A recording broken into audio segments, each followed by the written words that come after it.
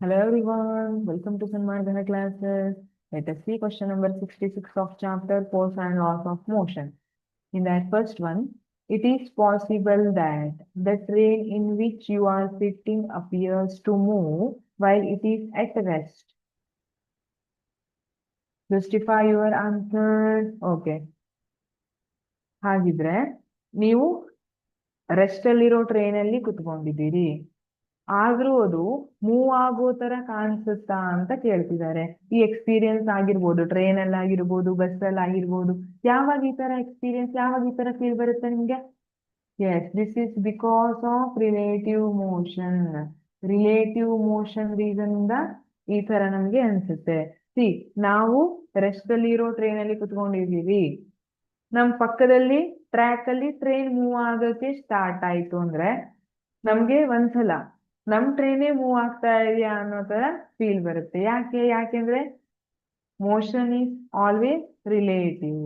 Relative term ಇರುತ್ತೆ motion, ಹಾಗಾಗಿ ನಮ್ಗೆ ಈ ತರ ಎಕ್ಸ್ಪೀರಿಯನ್ಸ್ ಆಗಿರುತ್ತೆ. Can the train appear to be at rest while moving? Justify your answer.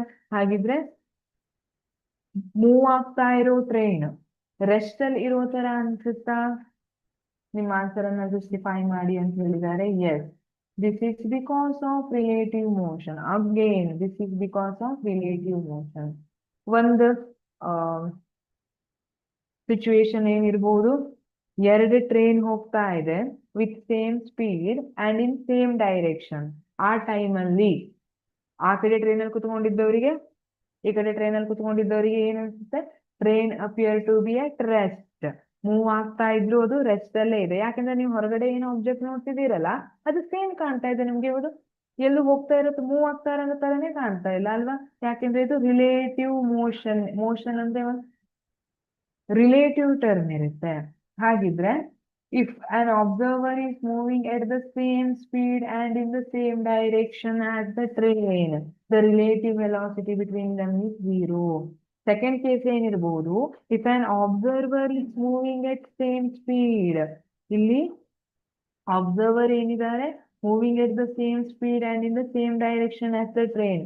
Train ಸ್ಪೀಡಿಗೆ ಟ್ರೈನ್ ಡೈರೆಕ್ಷನ್ ಅಲ್ಲಿ ಮೂವ್ ಆಗ್ತಾ ಇದ್ದಾರೆ ಅಂದ್ರೆ the relative velocity between them is zero. ಅವರಿಬ್ಬರ ನಡುವಿನ ರಿಲೇಟಿವ್ ವೆಲಾಸಿಟಿ ಏನಿರುತ್ತೆ, ಡಿಫರೆನ್ಸ್ ಝೀರೋ ಇರುತ್ತೆ.